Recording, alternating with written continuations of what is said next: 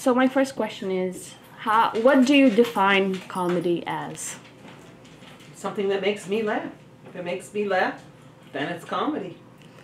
And do you think comedy it can be only seen in like movies, or where do you think you can find comedy? No, it's movies, yeah, are good, but I can find humor in not just movies and stand-up comedians, but you know, sometimes it can happen in everyday situations. You know, you can find things that are hysterically funny and you know just laugh about. Yeah. Mm-hmm. And could you tell me what influences or impacts your sense of humor? I don't know. I tend to like the humor that's more situational. You know, like when like if I'm listening to comedians, which I do sometimes, I like when they can get into like a real situation that you know something happened that's funny. I do not find funny when the comedians go, you know, kind of like repeat a silly noise and they think that that's really, I turn that off because to me that's boring. Talk to me and tell me something interesting, you know, and show me the humor in it. That I'll like, you know, but so. Do you think comedy has another function, otherwise, like not only to make you laugh? Do you think there's something behind it, like? Oh yeah, in a lot of cases. I mean, you know, you can. I mean, I've seen many movies and TV shows that use humor to teach a lesson. Like, for instance, the old TV show MASH was really funny, but it was also a great show that showed the horrors of war, you know, and even though it was a funny show, it was talking about how bad war was, you know, and the show was on in the 1970s. It was about the Korean War from the 1950s, but yet it still resonated. That's why it did so well, because as funny as it was also teaching. You know, the humor was used in a way that could teach you something, you know, and I like that. I like intelligent humor, you know. Yeah, it's real easy to just kind of jump on something silly, you know, and that's fine for 2 seconds you laugh at, but intelligent humor is something you think about and you remember. Yeah, totally. So you said about this MASH TV show, and could you list other films or like characters or stand-up comedians that you liked? Well, I mean, yeah, I've liked so many comedies over the years. You know, I like Mel Brooks's movies. They're always funny, and they can be silly, but they can also, there's also something can be said about them. You know, there's things in there. He's genius.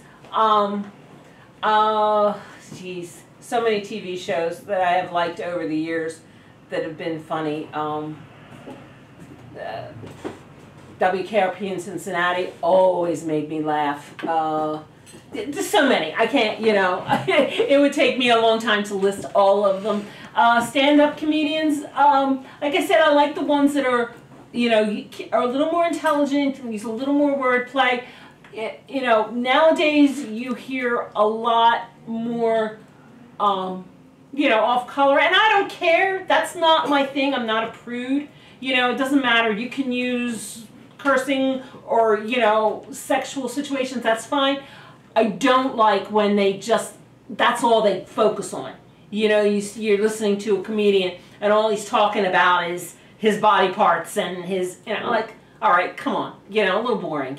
I like clever wordplay and clever, you know, I like intelligence in it. And I think most stand-up comedians are very intelligent. You know, I think you have to be intelligent to be able to express humor. You know, I really think that's there. So I think that when they do that stuff, that's kind of, they're just being lazy. Yeah, so it's kind of like the role of comedy in society has changed across the years. Yeah, yeah. And, well, yeah, I guess That's pretty much it. Yeah, I mean, I think it's changed. You know, some of it's good. You know, I like that. I think you need to have the freedom to use whatever you need to say. Because I remember in the times when, you know, hearing about Lenny Bruce, who was one of the first comedians to use off-color humor. That was in the 60s. I guess it was the 60s, yeah. He was the first one to really use off-color humor, and he got arrested. I mean, literally got arrested, and you know, it was a big deal. And now, of course, they all say anything, and that's fine. You know, I believe in freedom of speech, and I believe in, you know. But as I said, I just don't think you need to just use that as your only go-to.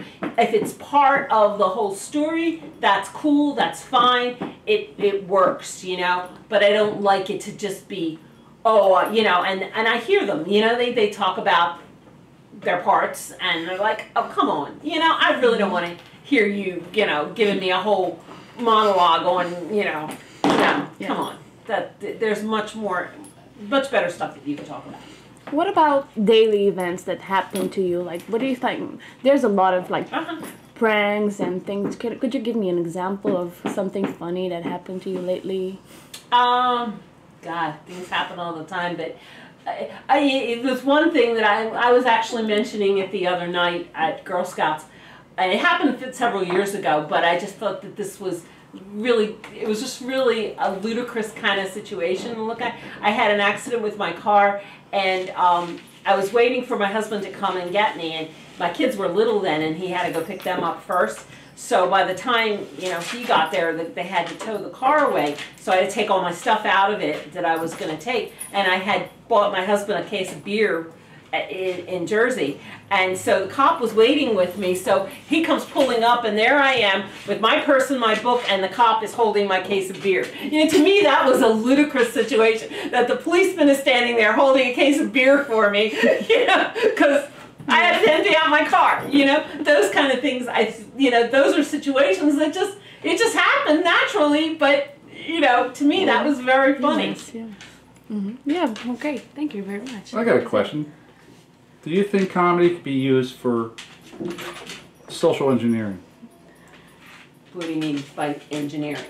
Well, because of you using humor, people are able to relate different nationalities, different races, things like that through humor.